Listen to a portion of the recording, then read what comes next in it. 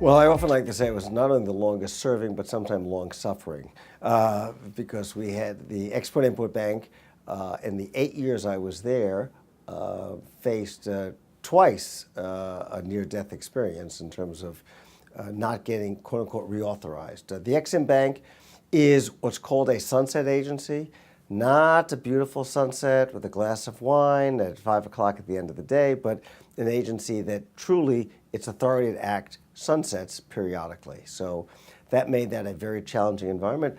Hard to keep employees, over 400 to 500 employees, motivated when they kept thinking they could be losing their jobs.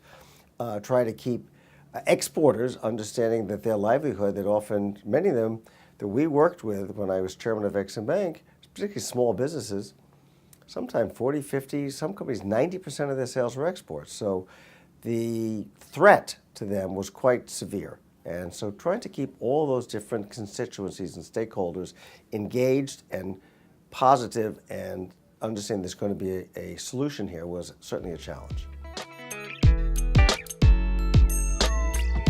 Well, certainly a tangible takeaway in terms of the threat to the Ex-Im Bank.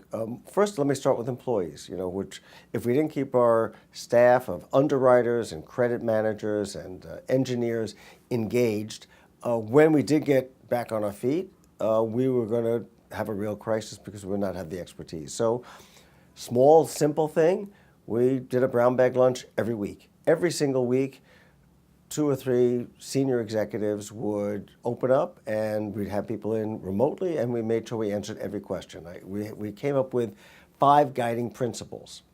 1, we're going to let you know exactly what's happening when we find out.